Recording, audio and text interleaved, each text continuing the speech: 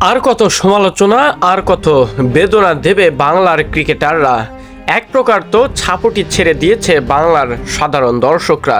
এমন একটা ম্যাচে প্রথম থেকেই যে অ্যাগ্রেসিভ মনোভাব নিয়ে ব্যাট করতেছিল ভারত, সেটা বোঝাই যাচ্ছিল যে 200 ছুঁই ছুঁই রান হবে। যদিও 196 রানে আটকে দেয় ভারতকে। দ্বিতীয় ইনিংসে প্রথমে শুভ সূচনা করে বাংলার দুই ওপেনার লিটন কুমার দাস, তানজিদ হাসান সাকিব। প্রথম 3 ওভারে কোনো প্রকার উইকেট না দিলেও ভালো একটা রানের সংগ্রহ করে এ দুজন। ম্যাচের পঞ্চম ওভারে হার্দিক পান্ডিয়ার প্রথম 3 বলে খুব একটা বাউন্ডারি মারতে না পারলেও চতুর্থ বলে গিয়ে বাউন্ডারি মারেন। এরপর পঞ্চম বলেই উইকেট হারান লিটন কুমার দাস। এই ম্যাচটিতে প্রথম থেকে বোঝাই যাচ্ছিল বাংলাদেশ যেভাবে শুরুটা ভালোভাবে শুরু করেছে, আশা করা যায় ভালো একটা কিছু হবে।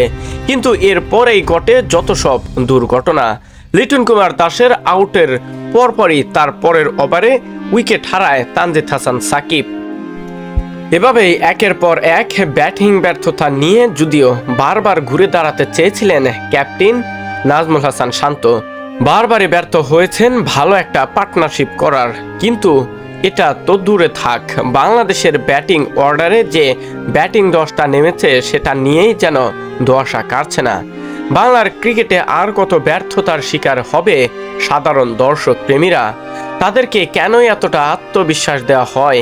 এমন একটি দলের জায়গায় যদি নতুন কোনো একটা দলকে সুযোগ দেওয়া হতো তাহলেও হয়তোবা ভালো কিছু করতো নিজেদের আত্মবিশ্বাসের জায়গা থেকে।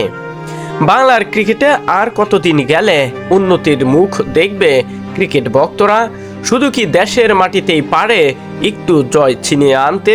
বাহিরে উল্লেখযোগ্যভাবে কোনো দেশেই উল্লেখযোগ্য জয় অর্জন করা তো দূরে থাক, ম্যাচের ফলাফলটার কাছে গিয়েও হারতে হয়েছে বারবারই দলটিকে। যে দলটির সুপার 8-এ আসা নিয়ে ছিল সংখ্যা, সুপার 8-এ এসে প্রথম ম্যাচটি অস্ট্রেলিয়ার বিপক্ষে বৃষ্টির কারণে ডিএলএচ মেথডে হার, আর এরপরে ভারতের কাছে হার।